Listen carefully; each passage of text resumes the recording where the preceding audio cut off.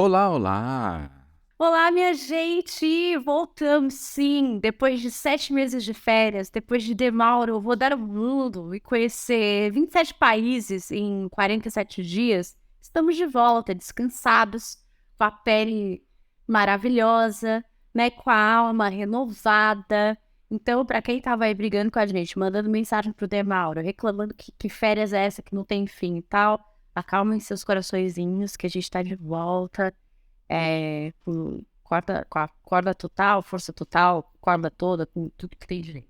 Se você passou os últimos períodos chorando, pode parar de chorar já, porque aqui estamos de volta. Sua vida pode começar finalmente a voltar ao normal.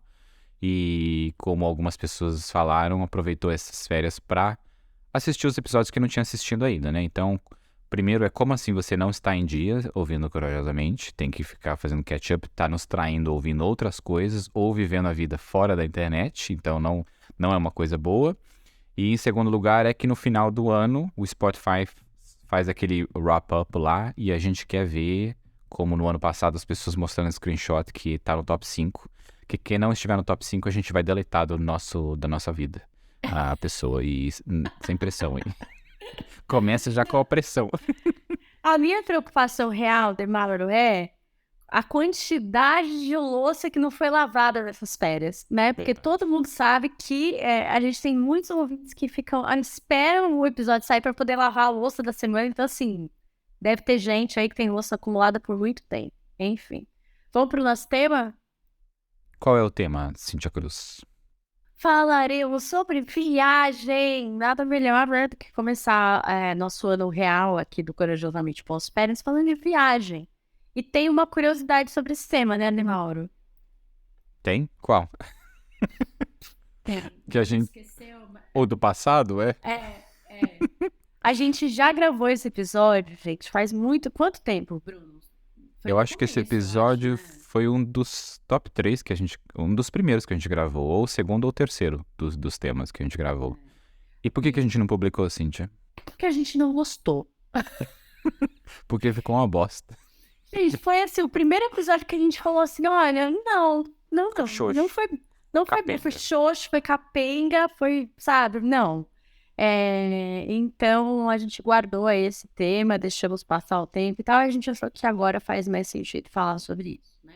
Gravar Até agora que porque... somos melhores, adultos mais evoluídos, né? E viajamos mais também, então precisava. E assim, eu e o Bruno, a gente tem experiências muito diferentes em relação à viagem e tal, então, não sei se isso, sei lá, piorou, foi ruim pro episódio, enfim, mas eu acho que agora a gente tá mais azeitado nesse assunto, então acho que vai ser mais legal. É, porque agora que Cíntia viajou para a Europa, ela está mais equilibrada em viagens, então se sente poderosa em falar, eu sou viajante do mundo, porque sou europeia viajante, é isso. E ela vai falar da viagem dela, óbvio, Não né? é nada disso, na verdade é porque quando a gente gravou, é isso, assim. É a verdade, é isso. Não, é que quando a gente gravou, eu não tinha feito nenhuma viagem internacional, então eu acho que eu senti que faltava alguma coisinha aí pra eu colocar nessa experiência. Então, agora que eu fiz minha primeira viagem internacional e viagem com o marido, que também tem questões aí Viagem envolvidas. transante, foi isso. Não foi Transante só na isso, Europa. né? Se fosse só esse lado, se fosse só esse lado. Mas não é só esse lado, enfim. Então vamos lá. Por onde que a gente começa, Bruno? Quer puxar um dos tópicos aí do. Senão eu tenho uma ideia aqui de como começar, que é falando um pouco do planejamento da viagem, assim. Eu acho que eu fiquei. Foi tema de terapia, assim, eu fiquei muito angustiada na pré-viagem. Então, assim, o que que acontece? Quando eu viajo pelo Brasil, que viajante eu sou, né? Eu sempre fui uma pessoa que viajou muito, só que muito a trabalho. Então, sempre encaixando ali o lazer numa viagem que já estava planejada a trabalho. Então, quem comprava a passagem era o meu cliente, quem reservava o hotel era ele, eu só ia, chegava lá e falava, "Bom, já que estou aqui, deixa eu ver o que que eu posso fazer", sempre tudo muito em cima da hora, muito ali, já que eu tô aqui, deixa eu ver o que que eu faço, conversa com o pessoal do hotel, pega umas dicas e vai. Então, nunca foram. E depois, mesmo as viagens que eu fiz de fato de férias pelo Brasil e tal, nunca foram muito planejadas. Era tipo, vou lá, eu chego lá, vejo o que eu faço, vou sentindo e tal, enfim. Só que viagem internacional pede um planejamento, porque você já tem que ter várias coisas contratadas, né? Assim, quando você entra no país, enfim, você tem se der algum problema ali na imigração, você tem que ter um valor específico, você tem que ter a reserva do hotel, enfim, você tem que ter uma papeladinha ali já pronta. Então, não é uma coisa que dá para voo e resolvo lá. Isso E me também deixou ela é muito muito mais chateada. cara. Ela é muito mais cara, então você tem que aproveitar cada segundo e entrar em exaustão de tanto aproveitar a viagem que você tá fazendo ali, porque quando que você vai voltar pra cá? Então, mas essa é uma mentalidade que me incomoda muito, sabia? Porque na minha cabeça, assim, férias é para descansar. Eu trabalho bastante, tenho um volume, né, grande de coisa, trabalho com a minha cabeça, né? Então, quando eu tiro férias, eu quero relaxar, descansar e não dá também para ficar só tirando férias em resorts e hotéis que você vai ficar lá de perna para cima, né, e tomando sol. Então, assim, como juntar as duas coisas? E isso também foi uma coisa que me gerou muita ansiedade, sabe? Todo mundo falava isso pra mim. Não, mas você vai estar na Europa, né? Você sabe que você vai estar respirando em euro. Você não vai ficar não sei o que lá. Ah, já que você vai estar em Barcelona, você vai não sei pra onde. Passa em Sevilha, passa não sei o que, passa não sei o que. Enfim, fiquei bem ansiosa, angustiada. E aí, na minha cabeça, eu vou voltar pra lá. Eu não sei se. Eu tenho uma sensação assim, tipo, vou voltar muitas vezes pra esse momento. Tenho certeza absoluta. Não fiquei com essa sensação de que não sei quando eu vou voltar e tenho que fazer tudo agora. Então, sei lá, foi uma coisa que acabou me deixando ansiosa, esse lance do planejamento, de ver as coisas antes e tal. Porque eu tava com meu volume de vida normal de trabalho e ainda tinha que pensar em tudo isso, então foi um negócio meio complicado, assim. E o Lu é muito do planejamento, mais do que eu. E aí, quando tem alguém que é mais do que você e fica te pressionando, nossa, eu fiquei muito estressada, foi estranho, assim, foi complicado, assim, pré-viagem. Quando eu viajava no começo, por exemplo, a primeira vez que eu fui pra Roma, eu fiz todos os pontos turísticos a pé no primeiro dia que eu cheguei lá. Tudo, eu criei um mapa e eu calculei como ir pra um lugar, depois voltar de metrô, pegar metrô pra cá e pra lá. E aí no dia seguinte, porque eu só ia ficar 2 dias e meio em Roma, então eu queria fazer tudo que dava. Passar por tudo. Isso. E aí no dia seguinte eu entrei nos locais, por exemplo, entrei no Coliseu e fiz uma coisa mais calma. E eu demorei alguns anos pra aprender a não me matar, assim, a não fazer tudo, sabe? Porque exatamente o que você falou ali, as férias são viagem é pra você relaxar, não é pra você fazer tudo. Algumas exceções talvez seja pra você se matar, assim, de fazer tudo.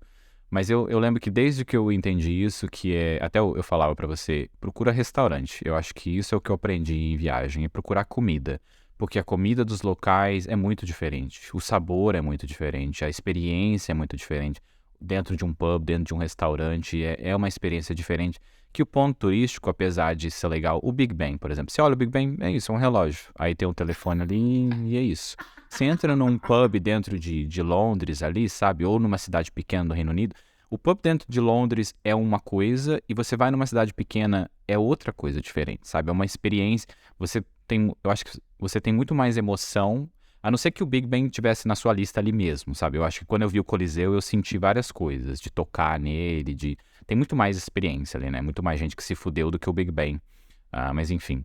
E eu aprendi disso, de viagem tem que ser muito pra você se divertir e comer. Comer, beber e ter experiências menos checklist, assim, menos listas de você precisa fazer tudo. Porque você não precisa fazer tudo, as coisas estão perto. Porém, essa coisa que você falou, eu sei que eu vou voltar ali. A gente tem que tomar um pouco de cuidado porque eu já tive em locais em que eu pensei, eu vou voltar aqui. E já fazem anos que eu nunca mais voltei para aquele lugar. Claro, você volta se você quiser, você pode muito bem voltar, a gente sabe, né? Poder pode, mas tem tanta outra coisa para você fazer. Eu acho que é muito assim. Se for uma cidade grande, você vai voltar com certeza. Roma, Paris e etc. Agora, se você tá passando por cidadezinhas pequenas, você tem que parar naquela cidade, porque você não vai fazer aquela rota de novo. E eu Sim. lembro do meu foi Pompeia. Eu tava até num relacionamento na época, e aí a gente acabou não indo, porque a gente estendeu uma cidade pequena que a gente achou e era muito boa a cidade, e a gente trocou uma experiência por outra. E nunca mais voltei em Pompeia. E é isso. Pompeia é uma cidade famosa, né? Então provavelmente eu vou acabar voltando, mas não passei por lá de novo Não, e assim, Sofro, mas... tem gente que faz aquele roteiro de fato de, sei lá, tantos países em tantos dias. Fica 2 dias no país e viaja de novo e tal. Enfim, esse de fato é um roteiro insano pra mim. Acho muito difícil eu montar um roteiro desse jeito. Assim. É realmente. É muito estressante horários de coisas, né? Isso faz a viagem ficar mais estressante. Se você tem que pegar ônibus, se você tem que pegar coisas específicas. E aí voa, e não sei o quê, e mala, e... Gente, assim, eu acho que isso é uma coisa importante da gente pensar em termos de viagem, né? Qual é o seu perfil? Quem é você? Leve isso em consideração. É claro que eu ia amar fazer todas as cidadezinhas em volta de Barcelona, que são legais, o Museu do Dali, o não sei o quê, né? Só que eu sei que isso me deixaria muito estressada. E cansada também. Então... Tem gente que fala, imagina, ficar dormindo até tarde na viagem, não sei o quê. Gente, tem dia que você vai estar exausto e que você vai precisar descansar. A gente andou muito lá, né? Barcelona é tudo muito perto, assim, nos parâmetros de São Paulo, né? Então, você olha lá o negócio, 1 quilômetro, 2, 3 de distância, você vai a pé, tranquilo, para ver a cidade também, né? Então, assim, a gente andou muito mais do que eu tô acostumada a andar aqui em São Paulo. Isso te gera cansaço, te desgasta num clima diferente, enfim. Então, eu acho que as pessoas acabam se cobrando muito nas férias e não se perdoam por esses momentos de descanso que o corpo pede, sabe? Tipo, tem que acordar em tal hora porque o café da manhã do hotel, porque não sei o quê, porque isso, aquilo... Gente, sabe? Enfim, mas aí é a minha visão de viagem. A dica de Cintia Cruz aí foi: vá pra academia fazer bastante perna antes de viajar, pra estar com aquela perna fortona, pra aguentar o E o andar. cardio em dia, porque, né, assim, vai andar bastante, enfim. Então, eu queria falar um pouco dessa coisa do planejamento. O que eu aprendi, assim, agora com essa viagem, né? Agora eu entendi as coisas que eu acho que faz sentido planejar e que vale planejar, o que não vale. Então, eu acho que vale, para mim e pro Lu, né? Tô falando da nossa experiência. Eu acho que vale planejar os grandes passeios, sim, e deixar muitas janelas para fazer coisas que aparecem no momento que você tá lá, né? Então a gente fez o bus tour lá o city tour lá pela cidade e a gente viu várias coisas legais, assim, foi ótimo, porque tem o áudio, né? Você escuta, então você vai entendendo, amarrando as coisas, porque às vezes você vê os lugares meio separados e tal. E aí tiveram algumas coisas que a gente nem tinha imaginado em parar, olhar e visitar e tal, e que ele falou, ai, que legal, vamos ver e tal. Então, eu acho que vale você também se surpreender na viagem. A gente fica planejando, vendo vídeo, vendo foto, o vídeo da pessoa que entrou, como faz. E aí eu acho que isso também faz você perder um pouco da surpresa, de ser surpreendido pelo local que você tá indo, né? Eu acho que essa é uma ótima recomendação também. O bus tour é o melhor meio de transporte, porque você pega ou pro dia inteiro ou para 2 dias, né? Para 2 dias, né? Normalmente. E ele passa de 15 em 15 minutos em todos os pontos turísticos. Então você usa ele como seu meio de transporte. Ele tem um áudio ali, de repente você tá cansado, você passa pelo lugar, você já tá ouvindo a história, você, puta, isso aqui que se lasque. E essa é outra coisa do surpreendido. Eu acho que quando eu planejava mais a viagem, eu era menos surpreendido, porque eu era mais, via tudo, pesquisava quais são os melhores lugares e queria ter a melhor experiência, entre aspas, que isso não existe, né? A melhor experiência você vai só se lascar de achar isso. Mas eu acho que desde quando eu parei de fazer tanta checklist, assim, fazer uma checklist básica, desse lugar eu queria conhecer isso e aquilo, eu me surpreendi mais. E acho que isso é parte, acho que eu não tinha pensado por esse lado. Eu acho que pesquisar sobre comida me surpreende mais, porque é algo que eu não tô acostumado a fazer, de tipo, em restaurante, você entra no TripAdvisor, eu acho que é um dos melhores que tem pra você descobrir comida. E você pode ver todos os vídeos que você quiser. Não vai, né, comer a comida é uma experiência única. A pessoa pode falar, não, você é apimentadinho lá. Não, nada substitui o fato de você estar lá experimentando por conta própria. Então, mantenha essa surpresa, né, os restaurantes. Mantenha a surpresa, e eu lembro de... Talvez eu perca a minha cidadania agora, mas eu lembro de comer comida italiana na Itália, e achar ok, achar alguns locais bons e tudo mais. Mas eu lembro que na Bélgica eu entrei num restaurante e eu comi a melhor comida, a melhor pizza da vida, assim, sabe? Era muito maravilhosa aquele lugar. O dono era um italiano, mas era na Bélgica. E, tipo, como que você vai na Bélgica, um restaurante que a gente simplesmente entrou, porque era perto do hotel que a gente tava, e a gente teve uma experiência maravilhosa, da comida maravilhosa, melhor do que a comida italiana, apesar do dono ser um italiano, né? Mas é muito bom essa surpresa, experiência. E é tão bom que ainda está no meu mapa, gravado, e é um local que eu vou voltar nesse restaurante. E sei que vou ficar triste porque o chefe já deve ter trocado, que fazem anos atrás, e não vou mais comer aquela comida deliciosa. É muito boa essa sensação. Eu acho que é muito mais gostosa a sensação de planejar o básico. Porque quando você planeja muito, você também fica com acho que as pessoas brigam. Porque não, a gente precisa ir logo. Aqui a gente programou ficar 10 minutos, ficar 1 hora. Você cria uma briga ali, sabe? Eu acho que é muito mais o relaxado, muito mais o gostoso de fazer algumas coisas na lista. E o resto você viver a experiência de estar viajando ali. Te dá mais tempo de você andar e ver a arquitetura. Ainda mais quando você vai para um país tão diferente. Ou dentro do Brasil mesmo, quando você vai para Salvador. Você tem uma arquitetura tão diferente que você tem que parar para olhar ela. Você entrar numa igreja, você sentir uma coisa, assim. Você tem que ter esse espaço. Acho que a maior parte da agenda, 60, 70% da agenda tem que ser para você andar e sentir o que você está vivendo ali. Talvez menos, se você gosta muito daquela cidade. É, assim, foi bom a gente ter passado 2 semanas lá e tal, porque deu, realmente para sentir, a a rotina da cidade, fazer as coisas com calma, andar, olhar a arquitetura, enfim, foi bom por isso, assim. E eu acho que o que mais eu acho que a gente tem que olhar, assim, quando a gente pensa numa viagem, né, é quem a gente é nessa viagem, o que que impacta a gente, por que que a gente se incomodou ou não se incomodou, enfim, né. Falar dos pontos turísticos e tudo isso é muito legal, mas para cada um vai ter sei lá, vai ter alguém que entrou na Sagrada Família e vai achar, tipo, legal, isso é diferente, né, e tal. Eu entrei e fiquei, assim, emocionada, eu chorei, eu fiquei em choque com aquele lugar, pelo lugar e pela na minha cabeça, assim, eu não parava de pensar que um cara há 150 anos atrás, quase, concebeu aquilo e convenceu as pessoas, depois de morrer, a continuar aquela obra, sabe. É um senso de propósito, que é um negócio muito surreal, assim, não dá para passar desapercebido com um negócio desse, né. Então, assim, ele morreu em 1926. Tipo, 100 anos depois, as pessoas ainda estão lá engajadas, colocando dinheiro, seguindo o projeto. Metade das coisas que ele deixou, as plantas, né, as coisas que ele deixou desenhado e tal, se perderam na guerra civil, ainda assim as pessoas estão lá.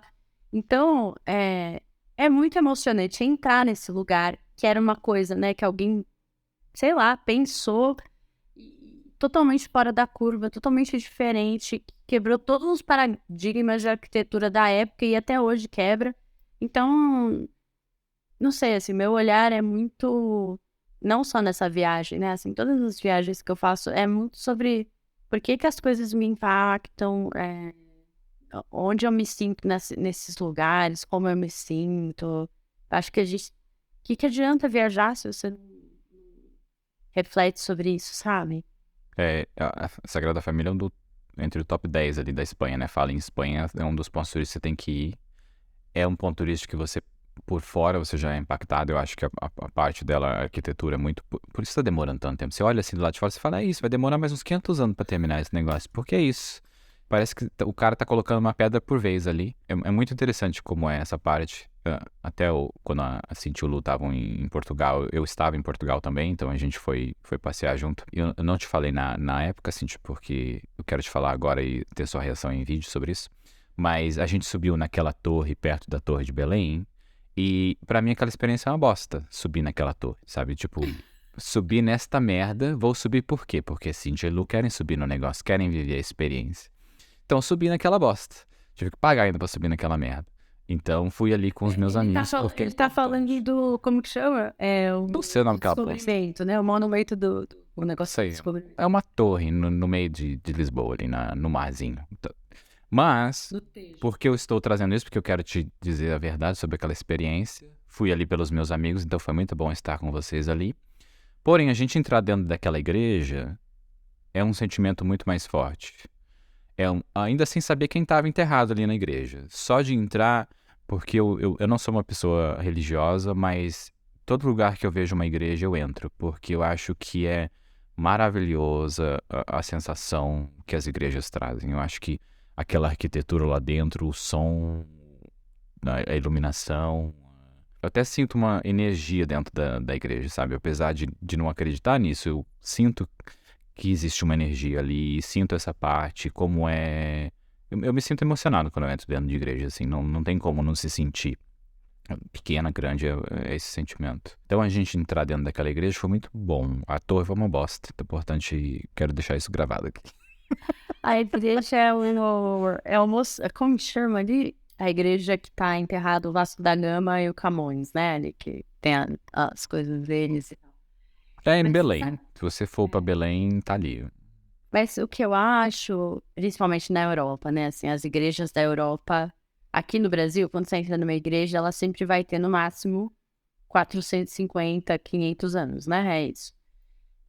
Agora, quando você entra numa igreja na Europa, ela tem 2.000 anos, ela tem 1.500 anos, né? Ela, sei lá, enfim.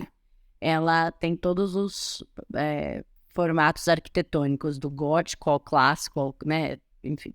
E pensar tudo que o mundo já viveu por conta da religião, né? Assim, e tá nesses lugares, e, enfim, faz a gente pensar num monte de coisa e para que é um lugar, independente da religião, é um lugar cheio de reflexão, de oração, de meditação, e é lindo mesmo lá, né? Assim, lindo nunca é a palavra que define melhor um lugar, né? Assim, uma experiência.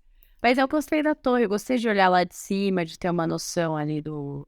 Mas é isso, não tem história ali, né? Não tem nenhum sentimento, né? Não é que, tipo, é isso. Camões subiu aqui, morreu envenenado porque essa... Não, é só uma torre em prol do descobrimento, que a gente sabe com contextos, né? Enfim, o malefício que teve também, né? Nisso e tal, enfim. E eu acho que é uma parte sobre a igreja que eu acho muito legal que você trouxe e eu penso sobre é o lado de nós estamos vivos enquanto essa igreja da Sagrada Família está sendo construída. Porque daqui 500 anos o povo vai visitar lá e vai falar, puta, eles demoraram 300 anos para essa igreja estar pronta. Eu tava vivo naquela época. Você nem sabe quem é a gente, quem tava vivo naquela época, mas eu estava vivo enquanto essa... Porque todas as outras de 1.500 anos... Estão prontas. Já acabaram. Eu não vi como é que faz. Essa eu vi como é que faz. Tem andaime e tudo, que não tinha na época, né? Mas como é esse sentimento? Porque a torre, agora indo pro lado da torre, né? É isso, não tem uma história que me cativa. Ela não tem um sentimento. É uma torre, você sobe e vê do alto. É isso. Aí tem um lago, que eu não sabia o nome do lago, você me falou o nome, eu já esqueci o nome. Tejo, do lago. O rio, né? Não é nem mar. Doido. Tinha as canoas ali passando. Mas, aí como é diferente, porque quando você, por exemplo, se você estiver em Paris e você subir na torre Eiffel, aí é outro sentimento, né? Porque você tem aquela torre onde você está vendo Paris. Paris é uma coisa diferente também. Você vai ver Lisboa, é tudo igual que você olha ali de cima. É a mesma coisa, tudo pedrinha. Quando você vai olhar... Animal! Quando você vai olhar Paris, é diferente. Eu acho que a arquitetura também, e a torre também é bem mais alta, né? Mas, enfim, é isso. Já xinguei muito os lugares. E como que é pra você o lance das compras nas viagens? De comprar lembrancinha, comprar coisa pra você? Como que é hoje? Como foi? No começo eu comprava... Eu ainda faço isso, mas eu comprava mais lembrança pras pessoas. Pra mim, eu sempre compro um chaveiro. Toda cidade que eu vou, só conexão assim eu não compro, né? Mas se eu fiquei na cidade, eu compro um chaveiro. E eu pesei agora, antes de viajar, tem 2 quilos de chaveiro. Dos chaveirinhos que eu compro. A viagem materializada em alguma coisa. Porque às vezes eu compro muito com o nome da cidade, pra eu saber que aquele chaveiro foi daquela cidade. A não ser que o ponto compra a Torre Eiffel. Seja muito Eu não preciso, não preciso precisa pôr o nome. Se precisar pôr o nome, é melhor que você não viaje. E então eu compro chaveiro. Mas quando eu acho, por exemplo, quando eu fui para Sevilha, tinha um monte de coisa barata na rua. Então eu comprei um monte, porque era baratinho. E aí eu dou pras pessoas de presente, porque é uma lembrança gostosa, é um presente legal. Comprei aqueles negocinhos de bater na mão lá, espanhol, sabe? Dei pra um monte de gente esse negócio, castanhola. Dei pra um monte de gente esse negócio, porque é um negócio legal, é um presente legal de ter. Agora, eu faço bem menos isso. Eu acho que o começo eu acho que é mais de trazer presente, de compartilhar essa experiência. Mas hoje o chaveiro continua. O chaveiro não é algo que eu quero parar. Imã de geladeira eu comprava quando pessoas me pediam, mas era chaveiro. Você compra lembrancinhas assim? Eu não gosto de cacareco, né, assim. Então eu gosto de comprar coisas pra minha casa, tipo enfeite, ou uma colher, uma xícara, alguma coisa que a gente vai usar e que é legal, tá? Enfim, né? Porque eu demorei, sempre fui de guardar coisas, tipo, guardar os diários da vida inteira, guardar o não sei o quê da formatura e tal. E aí chegou uma hora da minha vida que eu percebi que muito dessas coisas já estão aqui na minha cabeça, já é uma memória, é uma história e tal, e que guardar aquele papelzinho, ou aquela fitinha, ou não sei o quê, enfim, sei lá. Então, não que eu não guarde, eu guardo algumas coisas, mas guardo bem menos. Então, eu acho que eu prefiro trazer algo que a gente vai usar e que, sabe, tipo, cada vez que eu usar, eu falo assim, que legal, eu trouxe isso aqui de quando a gente foi para Barcelona, quando a gente foi para Salvador, para Recife, para qualquer lugar. Trazer presentes, eu acho que tem presente que você olha e fala assim, nossa, isso é muito a cara da pessoa, sabe assim? Você fala, lembrei de fulano e tal. Eu prefiro assim, né, tipo, do que, tem que levar pra todo mundo e tal, não, assim, eu não tenho essa coisa. Agora, o que me pegou bastante, tava até falando com uma amiga que viaja bastante e tal, é que a gente tem uma diferença de preço das coisas que algumas coisas, mesmo em euros, são bem mais baratas do que a gente pagaria aqui, né? E até por isso tem muita gente que quando viaja compra um monte de roupa, compra um monte de coisa e tal, enfim. E lá em Barcelona tem lojas grandes que são mais baratas e tal. A gente foi, comprei roupas para os meus sobrinhos e tal, porque roupa de criança é realmente bem mais barato, assim. Mas eu acho complicado a gente ficar muito preso nesse negócio, sabe? Assim, eu fico curiosa de ver as lojas, o que, né? Só que hoje, com a globalização e tal, você sabe como, no fundo, você sabe como são as lojas e as roupas e as coleções, porque é tudo meio igual mesmo. Então, não é que você vai entrar na Espanha e toda loja vai ter aquela roupa da dançarina de flamenco e tal. Não, não é isso. Você vai estar nas lojas, você vai ver a mesma roupa que você vê na Zara aqui, você vai ver na Zara lá ou na outra loja e tal. Então, não é uma coisa muito uau, sabe? Comprei essa blusa que é muito diferente, tal. Não, assim, né? Talvez você gaste, porque compre, porque é mais barato e tal, mas não sei, assim. O Lu adora, viu um monte de coisa, o tênis e tudo. Eu também queria algumas coisas, tudo, mas eu acho que, sei lá, né, me canso. E uma O coisa que carisma acaba logo. você começa a reparar muito é esses pontos turísticos tem, eu acho que uma coisa é o turismo fora do Brasil é muito forte. O Brasil, como o Brasil é bonito, é isso. Ninguém escreve história. Você vai porque é lindo. É por isso que você vai pro lugar. A Europa é muito focada no turismo, então quase todo lugar que você vai tem uma explicação ali. Tem uma plaquinha que explica. Por exemplo, você está em Berlim, tem uma parede no meio do nada ali. Aí você vai na parede, tem uma placa que mostra que ali era não sei o que da guerra. Eles mantêm a parede, você entende o porquê tá aquela parede ali. Do nada, você vê uma parede e você cria um sentimento, entendendo e refletindo sobre o tempo em que ela existiu ali e o que aconteceu naquele local.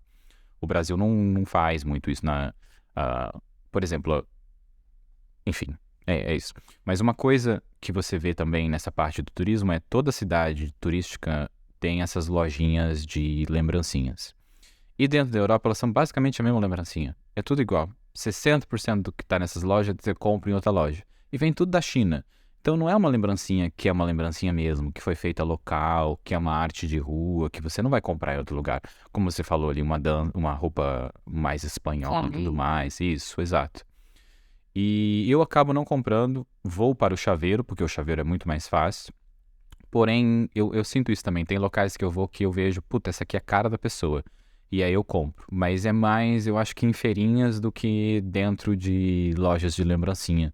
Que é muito mais único, assim, muito mais aquela experiência daquele local. Isso aqui não vai ter em outro local, é daqui.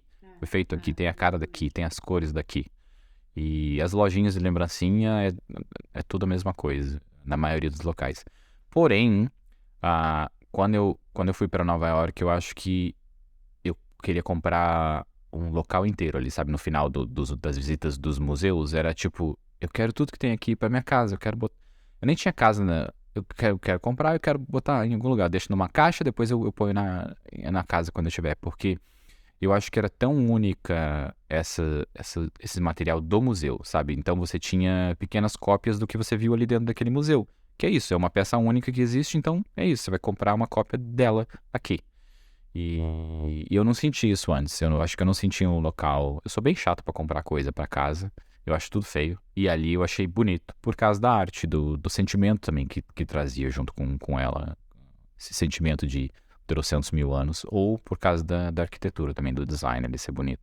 Então, mas é assim, essa minha amiga tava falando, ela falou, antigamente, quando a gente viajava pra Europa, realmente as coisas eram muito mais baratas. Então, se você tem filho, então esse brinquedo, roupa, tênis, não sei o que, valia muito a pena comprar e tal, e aí as pessoas, né, 1000 malas de volta e tudo isso, e não é mais assim, né, a gente tem, não sei, parece que as coisas estão cada vez mais padronizadas, tanto o estilo da mercadoria, o tipo de mercadoria, né? Isso, a mesma blusa que você compra na Espanha, você compra aqui, é igual, não tem nada diferente. Com um preço um pouquinho diferente, então ainda fica um pouco mais atrativo, mas sei lá, acho que a gente tem que cuidar um pouco.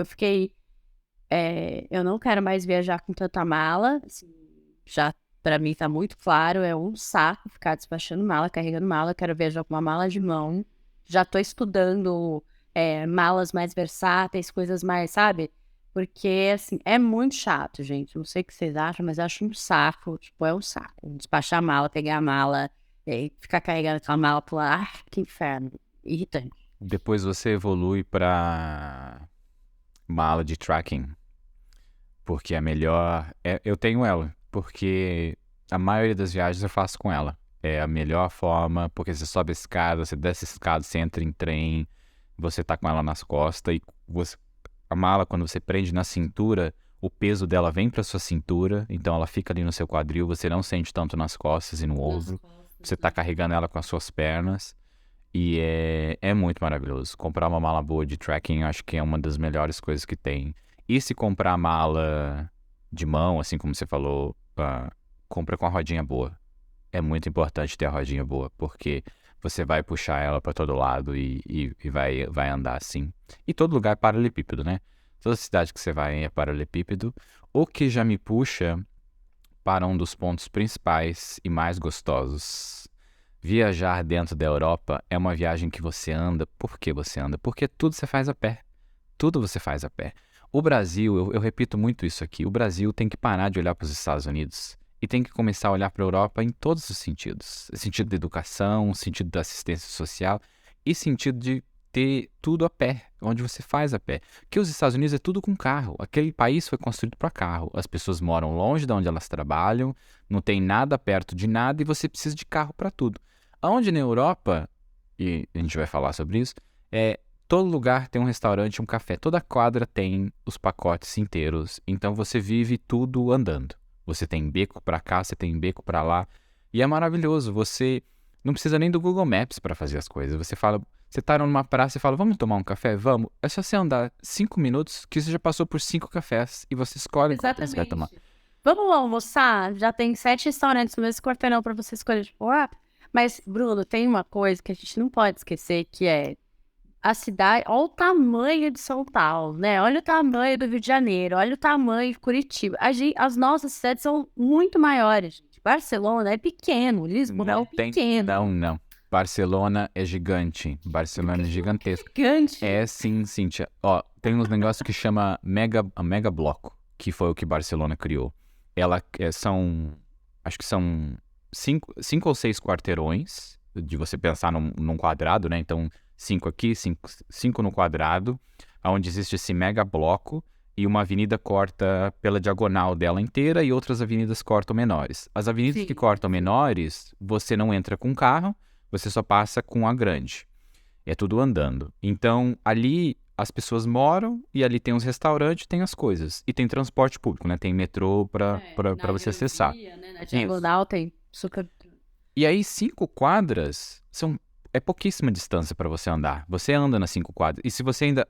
O cortar no diagonal, no diagonal dela, desses mega blocos, te faz ainda você andar menos.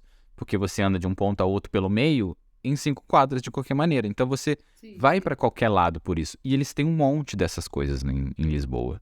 Em Lisboa não, perdão. Em Lisboa é pequeno mesmo. Mas Barcelona é grande. É uma cidade grande.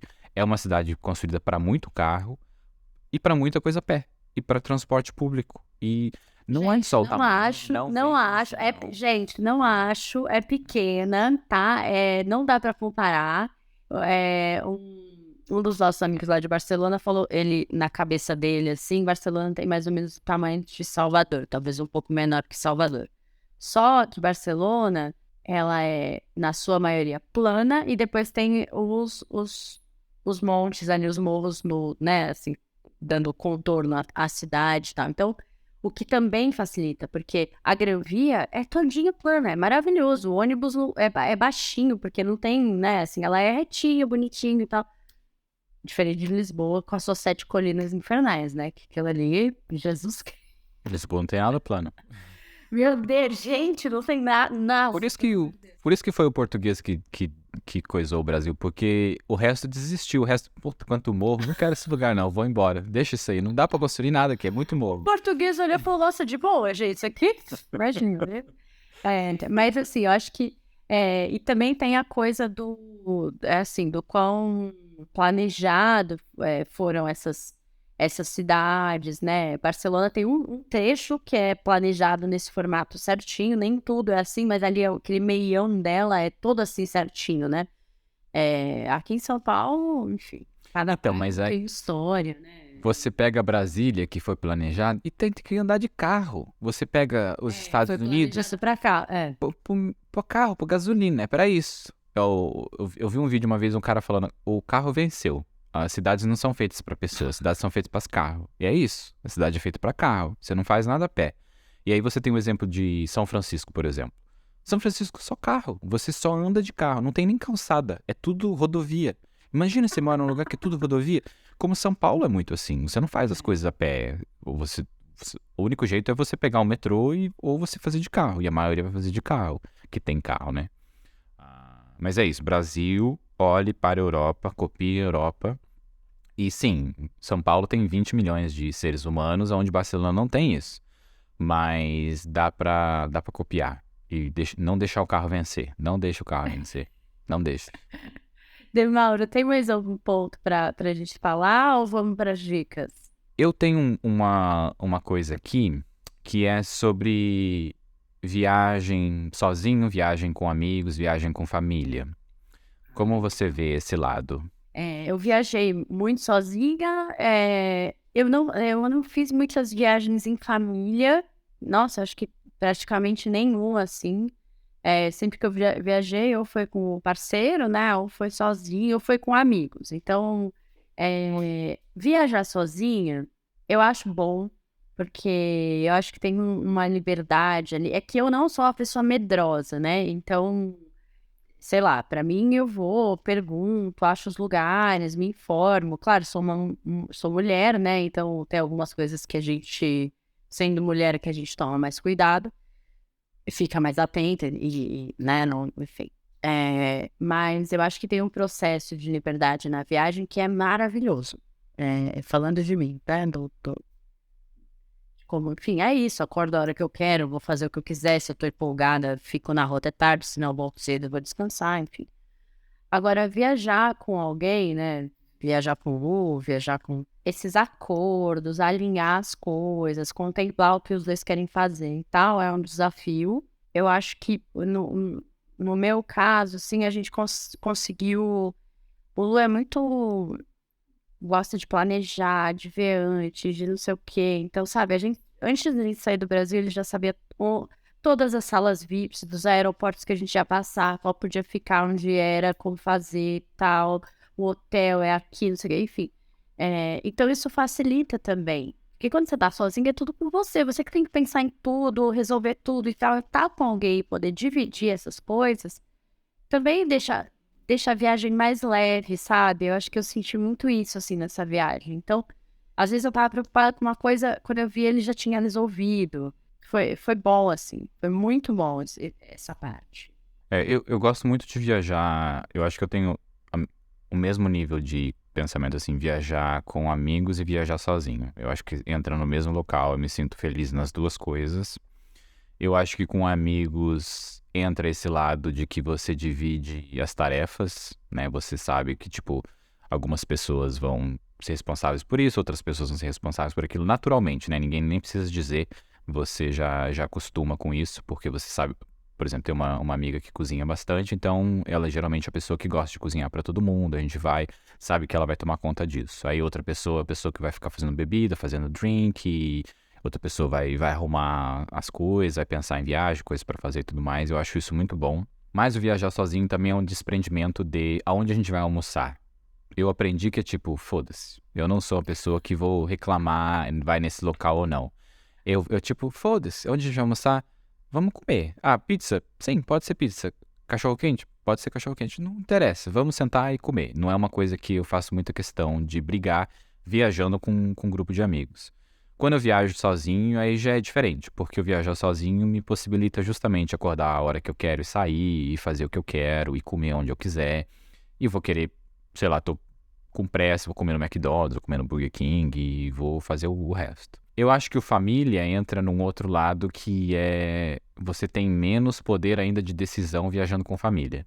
Porque a família é um organismo vivo, assim. Eu acho que quando você põe um grupo de pessoas de família ali, as decisões vêm muito de tipo. Eu acho que eu me deixo muito mais secundário no família do que nos amigos e sozinho, onde eu sou mais presente. No família é muito mais de tipo, puta, esse povo só vai se matar, e aí você meio que fica ali comendo sua pipoca, enquanto as pessoas fazem todo o revoaço que tem que acontecer, e você se diverte com aquela coisa acontecendo. Mas eu acho que todos são ótimos, e o sozinho também é muito bom. E o sozinho te possibilita também de você fazer. Sempre tem eventos, né? Você abre o aplicativo de Meetup ou de eventos e você acha pessoas organizando, tipo $20, €20 e vem aqui, a gente vai fazer 5 bares ou 5 restaurantes, ou vem aprender a fazer massa de macarrão. E você sempre tem uma programação onde você não vai estar sozinho, você vai encontrar outras pessoas se você quiser. A dica da Jordana de viagem, que, enfim, ela fez, né, umas viagens sozinha, agora nos últimos tempos e tal, e ela falou muito sobre a parte de experiência do aplicativo do Airbnb. Então, né, o próprio aplicativo ali tem as experiências, então você pode selecionar. Então, ela foi jantar na casa de uma família, acho que foi na Argentina que ela estava, uma família argentina, aprendeu a fazer empanada, contratou uma fotógrafa para fazer um ensaio com ela pela cidade.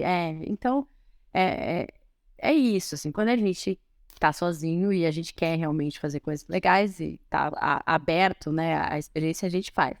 Esse lance da família, esses dias uma paciente minha tava falando, os filhos dela já estão com 20 e poucos anos, e a vida inteira, na cabeça dela, ela sempre teve um mood de viajar com a família, né, tipo assim, férias. Férias das crianças, vamos pra Disney, não sei lá pra onde, vamos em algum lugar que tenha coisa pra eles fazerem e tal. Enfim, a vida inteira assim, né? E agora eles estão grandes, né? Ela não se ligou disso. E aí marcou uma viagem internacional, caríssimo, né? Porque filho, ela, marido, não sei o quê, todo mundo ficou super caro. Aí foi com eles, aí ela falou: metade da viagem é um emburrado, o outro um cara de cu, o outro irritado porque não queria estar lá, queria estar em outro passeio, não queria estar nesse e tal. E aí a gente tava falando muito sobre tipo, sim, talvez acabou a fase do viagem em família, na sua família, porque agora vocês são 4, 5 adultos, totalmente diferentes, né? Com gostos diferentes e tal. Então, será que agora não é o momento de cada um fazer sua própria viagem mesmo, fazer coisas mais pontuais, nossas grandes viagens juntos, enfim, é uma coisa para se pensar, né? Eu acho que essa cara emburrada sempre vai ter pessoas em alguns momentos na viagem que vai estar com essa cara de bunda. E foda-se. É isso, você tá com a cara de bunda, o azar é seu. Porque é isso. No próximo, no próximo passeio muda. Talvez você goste do próximo. Foda-se que você ficou com essa cara de bunda. E ainda mais esse de família. Se os pais estão pagando, o filho tá com cara. Não vou nem falar nada, porque senão eu vou ser preso. Tem uma coisa também desse lance da viagem, né? Todo ano eu faço uma viagem com o meu grupo de amigas, né? Com um dos grupos de amigos que eu tenho. E aí tem uma coisa também que eu acho que dá super certo, é ótimo e tal, mas eu acho que dá super certo, é ótimo e tal, porque a gente vai para os lugares muito mais com foco em estarmos juntas do que no lugar em si. Então, não fica essa coisa, vamos para onde, tem que visitar, não sei o quê. Não, a gente, o que é mais perto, o que é mais fácil, é um grupo grande, então isso aqui é melhor. Agora a gente vai para o Litoral Sul, semana que vem. A gente vai para uma praia aqui pertinho, que não tem nada de turístico, é só uma praia, nada demais, né? Mas porque a gente quer passar esse tempo juntas, né? Assim, muitas delas têm filho, então também é um tempo para elas estarem só, né? Fazendo uma coisa só para elas, não pela família e tal. Então eu acho que também entender o objetivo da viagem, né, Bruno? Eu acho que às vezes a gente também.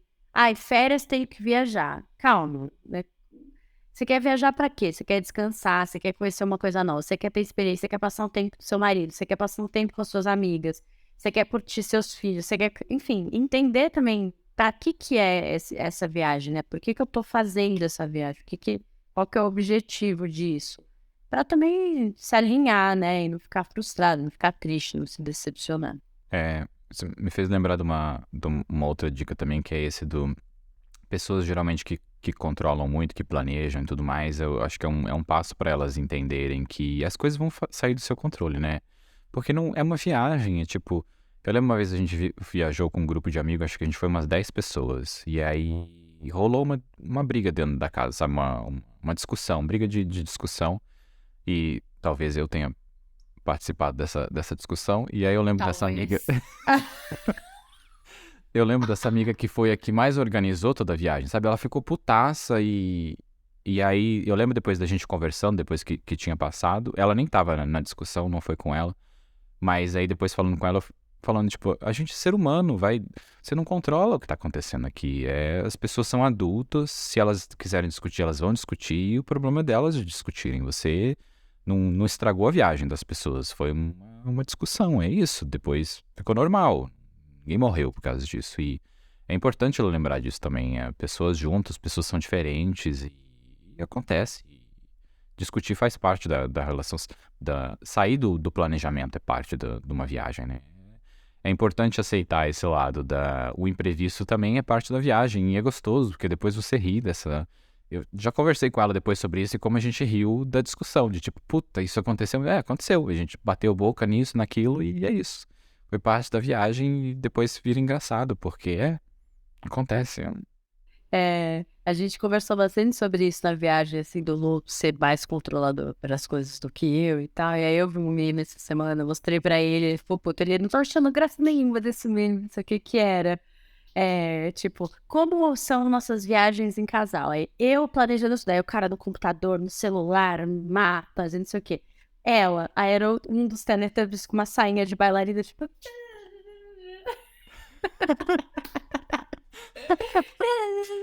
Aí a gente correndo, falei, para de ser injusto, eu não sou o Teletubby de sair de bailarina, eu sou loucamente curtida, né? Mas eu acho que faz mal querer controlar demais, assim. Eu entendo que tem coisas que dá pra gente adiantar sim, né? E não ser pego de surpresa e tudo, mas sempre considerando que as coisas vão sair do planejamento. Aconteceu muito, muito com a gente, tipo assim, o site falava tal hora, você chegar lá, não é. o site, não sei o que, né? Chega lá, não. Tipo, e aí você vai fazer o quê? Dar um chilique? Porque é no site, tipo, gente, é isso, né? Lá em Barcelona tem a siesta, né? Que é à tarde as coisas fecham. Cada lugar fecha numa hora, não tem um padrão. Tem lugar que fica fechado do meio-dia às 2, tem lugar que é da 1 às 3, sei lá. Então, sim, você corre o risco de chegar num lugar, num restaurante, num café, não sei o que você queria conhecer e tá fechado. É isso. Lide com isso. É engraçado essa parte de buscar as coisas, de reservar as coisas. É algo que é tão natural pra mim de reservar, porque eu viajo muito sozinho também, eu faço esses books que agora eu tô indo viajar com um grupo de amigos e a gente vai fazer uma parada em uma cidade. E aí um amigo, eu peguei, mandei hotéis pra ele, Airbnb, mandei a passagem de avião e tudo mais, e aí eu comprei tudo. E aí depois ele mandou uma mensagem assim, nossa, obrigado por você ter resolvido isso, porque tô super ocupado no trabalho, não consegui ver nada, e tipo, nossa, ele tá agradecendo? Eu não tinha notado que era algo que eu tinha feito assim, porque é isso, eu olhei a passagem de avião que me demorou 10 minutos pra mandar pra ele no screenshot. Ele viu o preço e falou, pode comprar. Do hotel foi a mesma coisa, e tipo, puta, meia hora que eu gastei e pra ele foi tão significativo que pra mim foi tipo, é isso, você sempre compra passagem de avião e reserva o local, é natural pra você fazer isso e como é esse gesto também de cuidado, de sem a gente perceber que a gente tá cuidando por ser control freak ou por só reservar as coisas e fazer esse gesto enquanto a outra pessoa voada só vai. Mas, queria mandar um beijaço para a Cris, que eu nem sei se ela nos ouve, mas foi a primeira viagem que eu fiz aonde eu não...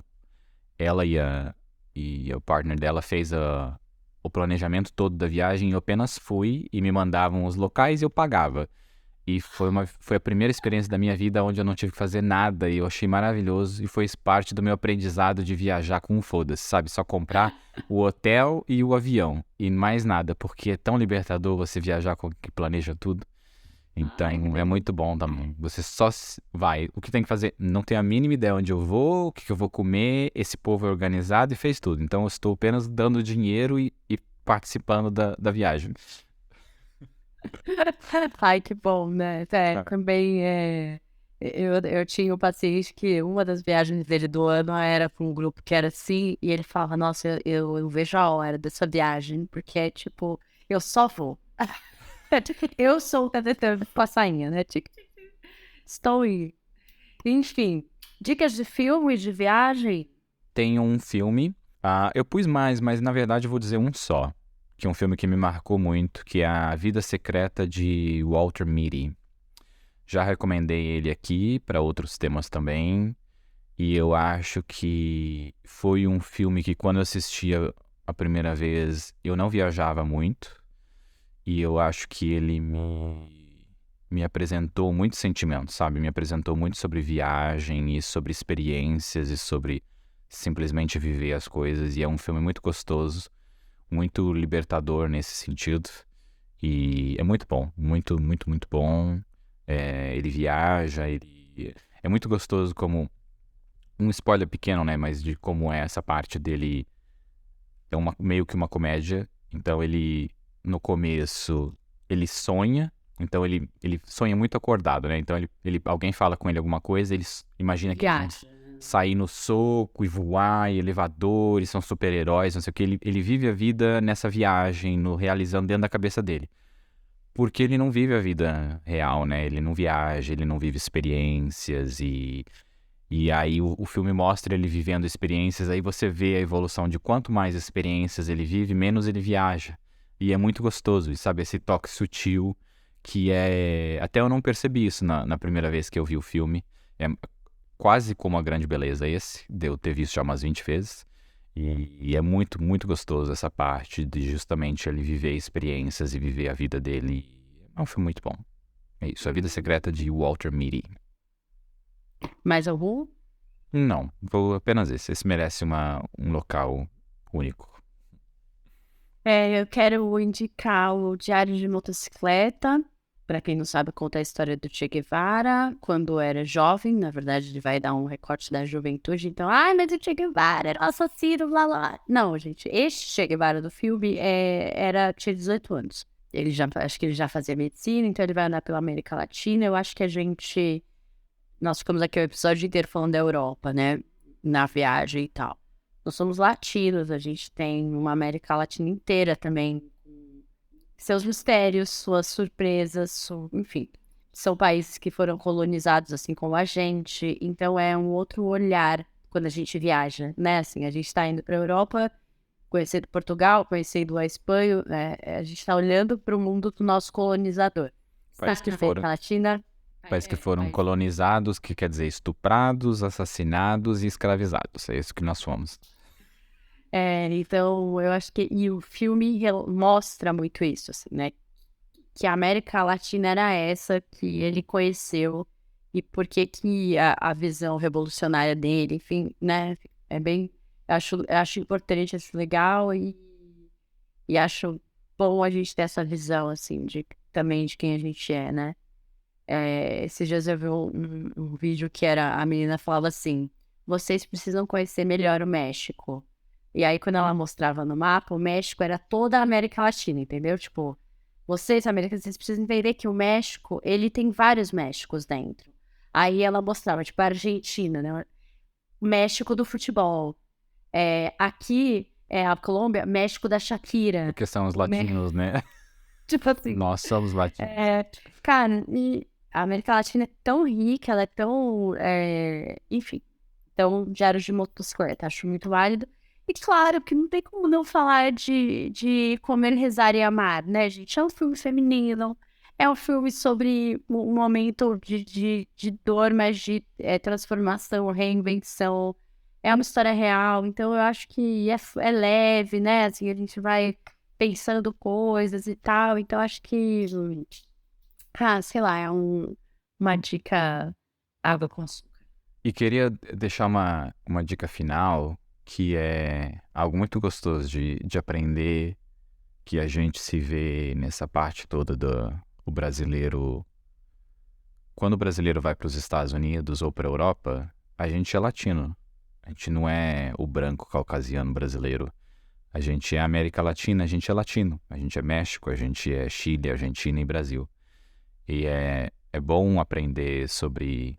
Existe essa imagem, né, de ver filme americano e ter essa mesma... Se colocar no lado do americano, né, vendo o mexicano como latino e a gente não é latino e tudo mais. E como a gente é, na verdade, todo mundo ser humano, mas esse preconceito da gente ser latino pra gente, brasileiro também. Parte do mesmo grupo que é representado como inferior nos filmes americanos, a gente é esse grupo. A gente é esse grupo, só que não tem filme sobre a gente.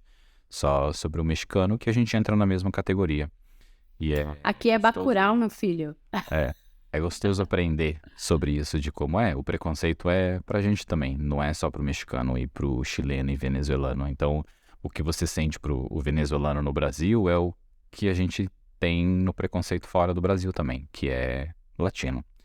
Então, somos latinos, somos quentes, maravilhosos, temos sentimento à flor da pele, com músicas maravilhosas e o europeu nunca vai ter isso e nem o americano, porque latino é maravilhoso. Não adianta falar que espanhol tem sangue quente. Quem tem sangue quente é a gente. Os espanhóis fazem a menor ideia do que é um sangue quente. Jó, queria aproveitar e agradecer publicamente você ter recebido a gente, ter passado o dia com a maior paciência da vida. Foi bom estar com você na Europinha. Foi um prazer morrer de frio com vocês. Meu Deus. E é isso, gente. Estamos de volta. Semana que vem com mais um episódio e tô feliz de estar de volta. Também estou muito feliz que voltamos. E um beijo a todos. Beijo. Tchau, tchau.